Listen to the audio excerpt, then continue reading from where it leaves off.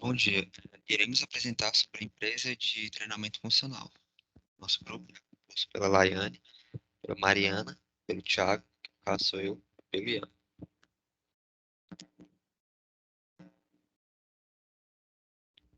A empresa ela foi criada em 2020, antes da pandemia. É uma empresa que foi enquadrada pelo MEI, ela é uma empresa de prestação de serviço.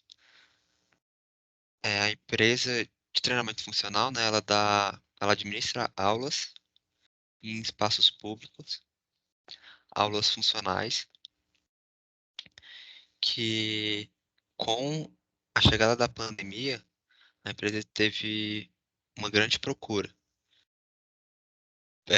principalmente, né, pelas academias convencionais terem fechado, espaços de musculação. Como a empresa ela administra aulas em espaços abertos, espaços arejados, como quadra, parque, é, e entre outros lugares públicos, teve uma grande procura e um grande crescimento. A empresa ela é composta por dois sócios e, como eu falei, né, ela foi criada em janeiro de 2020. Aqui a gente pode ver o certificado da condição de microempreendedor individual. É, ela foi enquadrada no KNAI como outras atividades de ensino não expressado anteriormente. E esse ano mesmo, ela foi dada baixa, no dia 26 de janeiro de 2021. Como é uma empresa meio capital social foi de R$ 100 apenas, e os donos da empresa pediram para a gente não divulgar nenhum dado, nenhum nome dela, nenhum CNPJ. Por isso que o documento tá com essas restrições.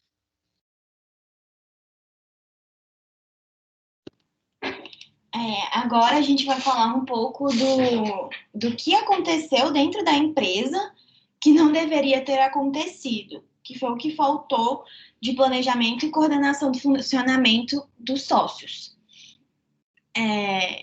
que possivelmente não vão trazer nenhum prejuízo econômico, mas são detalhezinhos que poderiam ter sido evitados. Um exemplo é que os dois sócios utilizam o único CNPJ que está enquadrado como MEI. O que isso trouxe de implicação para eles? Um sócio teve toda a responsabilidade no seu CPF, tudo que ele fez, tudo que aconteceu no MEI, depois também refletiu na pessoa física dele. Então, ele teve que fazer a declaração do imposto de renda, pessoa física, teve que pagar imposto, e o outro sócio ficou livre dessas responsabilidades. O faturamento deles extrapolou o teto anual para MEI, que era 81 mil ao ano. E também eles também extrapolavam os 20% adicional. Como a conta ficava tudo como responsabilidade de apenas um sócio, ficou na conta bancária universitária dele.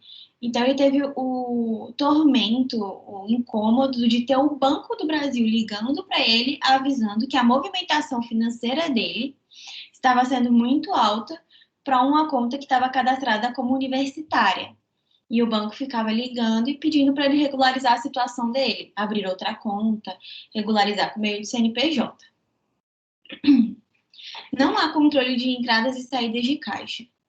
Eles têm uma ideia de quanto eles faturam e como fica na conta universitária do sócio, não dava para a gente ter essa separação entre o que era pessoa física e o que era pessoa jurídica.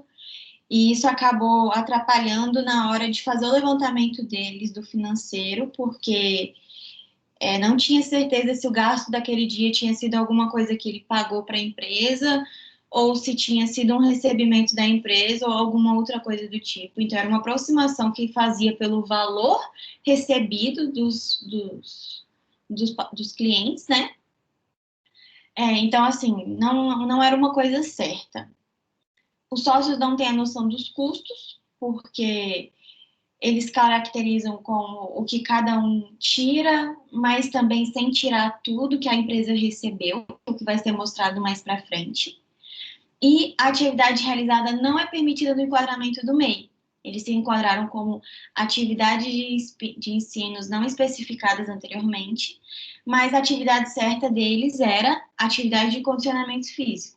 Esse daqui é o comprovante de inscrição deles desse ano. Como eles encerraram o MEI, a empresa continuou operacionando e precisava regularizar essa situação por todos esses motivos que eu listei aqui, no dia 21 de fevereiro, eles abriram uma sociedade empresária limitada.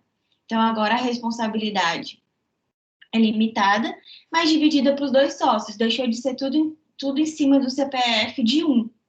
E agora eles dividem tudo isso, dividiram o capital social, está tudo 50% organizado bonitinho.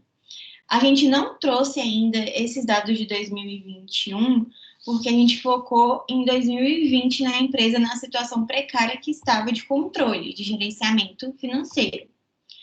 E agora, em 2021, não temos informação suficiente para ver se melhorou ou não, porque eles também demoraram para, mesmo a empresa estando aberta, eles demoraram para regularizar toda a situação. Também tem outras coisas marcadas, porque eles pediram para não divulgar tudo. Bom, agora a gente vai falar um pouquinho sobre a demonstração de resultado da empresa. A gente escolheu o período de outubro, novembro e dezembro da empresa, porque foram os meses que eles tiveram maior faturamento. Os custos variáveis da empresa dependem da quantidade de alunos que eles vão ter em cada mês. Então, a gente viu que, analisando esses 3 meses, no mês de outubro eles tiveram mais alunos, e no mês de novembro, dezembro, ficou praticamente a mesma quantidade de alunos.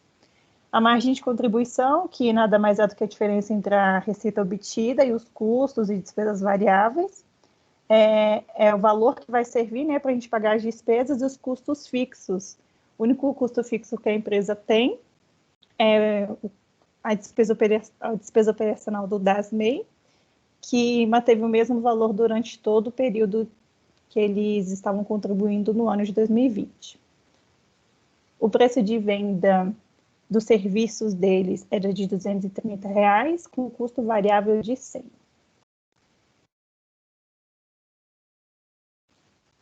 Em relação à margem de contribuição da atividade, eles apresentaram um percentual de 57% nos 3 meses, e esse percentual da margem de contribuição apresenta a participação do lucro de cada serviço para conseguir pagar essas mais despesas e conseguir cobrir todos os custos e ainda gerar lucro.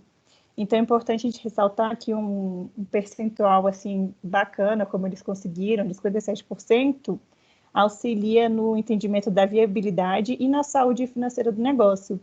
E isso vai permitir chegar a um ponto de equilíbrio.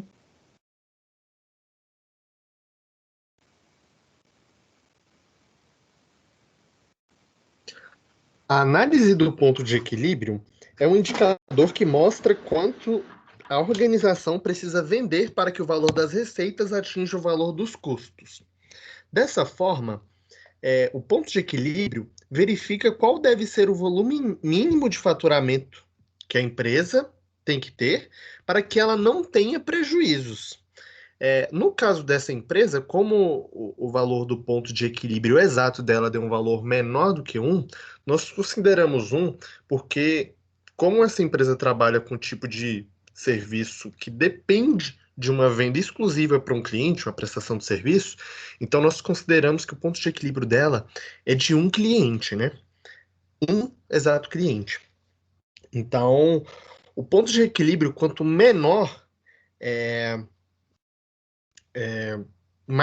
menos perigoso o negócio é. A margem de segurança, ela trabalha acima do ponto de equilíbrio para garantir a sustentabilidade do negócio. Isso significa que se a empresa passar por um momento de crise ou outro desafio, ela pode reduzir o seu faturamento em aproximadamente, como nós podemos ver aqui, até aproximadamente 100%, sem que fique no prejuízo. O markup É um índice multiplicador que é aplicado sobre o custo de um produto ou de serviço, no caso dessa atividade, para que se forme o preço de venda, baseado na ideia do preço-margem, adicionado ao custo unitário de bem, uma margem de lucro. Aqui nós podemos ver que o markup é de aproximadamente 101%. Sobre as considerações finais, nós podemos concluir que os empreendedores inexperientes têm muito a ganhar investindo no suporte de um profissional contábil competente.